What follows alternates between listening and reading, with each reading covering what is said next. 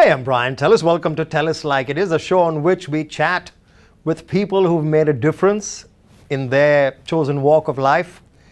We, of course, are dwelling at this point in time on a genre that we all love, which is music. It's a special time of year and a special year as well. I say time of year because it's time for the Mahindra Blues Festival, which we all love so much. And I say a special year because, hey, we're celebrating our 10th edition. So smile on heart, and an even larger smile on heart, because I have with me right now a gentleman who plays mean guitar, who sings sweet, and who's a brilliant writer. We truly are privileged to have Kenny Wayne Shepherd. Thank you so much, Kenny. Thank you. It's been a real pleasure having you over at our festival. Thank you. And we're all looking forward to it. Okay, I'm going to start at the beginning. What is it that drove you to music? Sorry, very basic question, but... Well, I think it's the thing that drives everyone to music, you know. It's the feeling and really the joy, you know. Music brings me joy and happiness, and every time I go out on stage each night, my intention is to bring joy and light into people's lives through the gift of music. And so at a very young age, when I was a kid, my dad was on the radio. He was a disc jockey, so I grew up around music my whole life, all different kinds of music. But I was always drawn to the blues because the blues, the requirement to play blues authentically is that you play it from your heart. And so at a young age, even if I was too young to be able to relate to the story that was being told by the singer, I could feel the emotion that was put into the playing by the guitar player or the piano player or whoever. And so that's something that I really connected with at a very young age. What's that feeling every time you go on stage? It's hard to describe. I would imagine everybody, that you ask that question to, says that it's hard to describe. I don't know, but I know that there's something very special to it, which is one of the reasons why we keep doing it. You know, and you look at guys like Buddy Guy, who, you know, or B.B. King, that just play music as long as they're alive. They're playing music because there's something about the feeling that we get when we play music and the energy from the crowd, and also I feel like that, you know, for musicians, I feel like that's what we're put here to do, is to play music. So I don't really have a thing that I could really compare it to, except for just, you know, the energy and the adrenaline and everything that you get. It's almost like at times it can be an elevated experience, almost as like an out-of-body experience sometimes. Any pre-gig kind of ritual or thoughts that run through you? Well, I don't really have any rituals. I mean, you know, sometimes I'll sit and play, sometimes I won't, and I'll just walk out there totally cold and just go for it.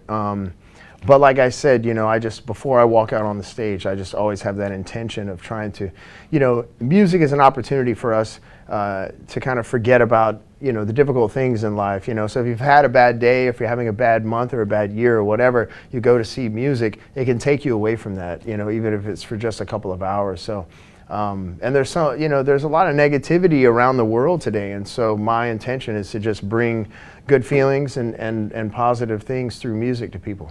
You've done a fair bit of the road, to say the very least. I mean, any kind of stories or special moments, good, bad, ugly, whatever, that you want to share with us? There's been a lot. I mean, look, Buddy and I have been doing a lot of shows recently, and one of the coolest moments for me of, you know, as relates to Buddy Guy, was we were doing a tour together, and he had brought a young artist up on stage to play, and there was a bunch of other musicians, and Buddy was inviting people out to come and jam, and I didn't have a guitar available, but he saw me standing at the side of the stage.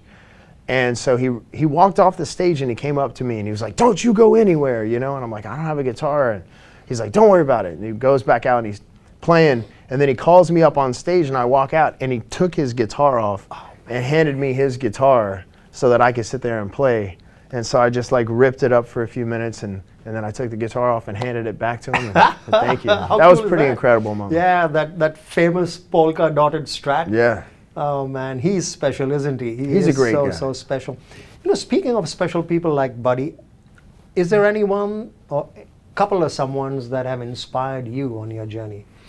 There's a lot of people. I mean, there's so many people that inspired me musically, and if it had not been for them and their music, I wouldn't be sitting here today. I mean, Buddy's one of those people. B.B. King, you know, Stevie Ray Vaughan, Muddy Waters, John Lee Hooker. I mean, there's so many blues players, and also more contemporary players, you know, Jimi Hendrix, and or like Billy Gibbons from ZZ Top, and just so many, but, you know, huge fan of blues music. That's really, you know, the core of the sound of my music is firmly rooted in the blues. So we're talking hitting the road, Kenny, and I'm sure there's tons of excitement that comes at you. Excitement of various forms, indulgences of various forms. Give us a little bit about your take on life in general, you know, living it on the road as you do, a lot of it. Right. What are the things that come at you? Who are the people that come at you? Some of the indulgences, Right. you know. Well, I mean, obviously in music, especially looking back to, you know, the era that some believe, at least for rock and roll, was the greatest period of music, was this 1960s, you know, and there was a lot of indulgence back then. And so you look, and even going all the way through the 1980s and 90s, there was this this attitude that, you know, if you're a musician, it's about, you know, being excessive, you know, in all kinds of areas, alcohol, drugs, whatever. And so a lot of my heroes, you know, indulged in things like that. And as a young person playing music, you know, I had my own moments where, you know, I was drinking a little too much or, you know, whatever. And it's kind of felt, you know, for a moment that, and in blues music, sometimes people believe that they have to suffer in order to feel the pain, to really play the blues, and some of that is self-inflicted, you know.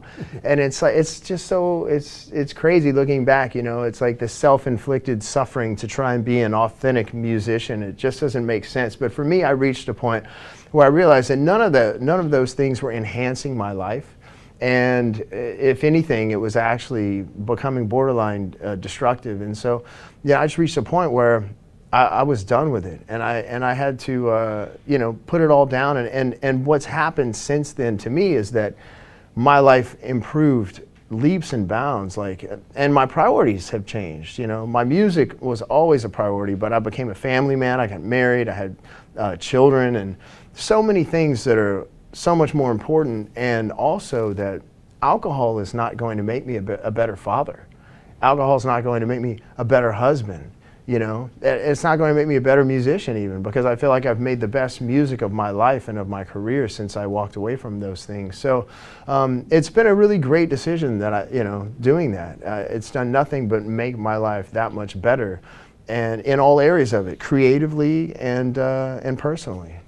That's great to hear. I mean, that's inspirational stuff, because sometimes indulgences can be misunderstood for what it brings to the table. Yeah. Of course, it's subjective, and, you know, I completely agree with that. You mentioned you're happily married, and if I might prompt you to tell us who, I think I do know, you know, of your wife and of her father. Right.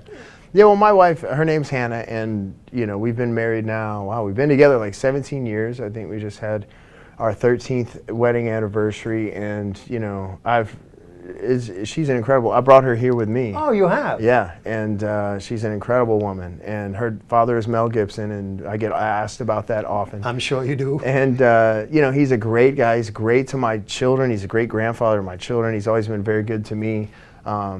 You know, so, and what's wonderful is my wife comes from a large family. She has lots of brothers, and, you know, my mother-in-law is a fantastic woman, and she's a great example, you know, to my daughters and to my wife.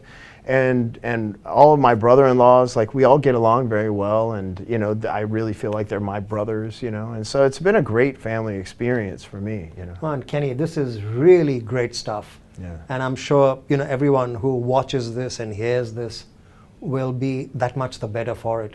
Yeah. I just want to, on all their behalves, thank you for being the person you are. Well, thank you for coming on over to our festival, man. This is a privilege. I'm very excited to be here. I hope the country embraces you with all its arms. I hope you have a great time. Like I was saying to Buddy earlier, and to Lark and Paul, one thing's for sure, when you hit India, the excitement never fails. Now, whether you enjoy it or not is subjective, but there's never a dull moment in this crazy cool country of ours.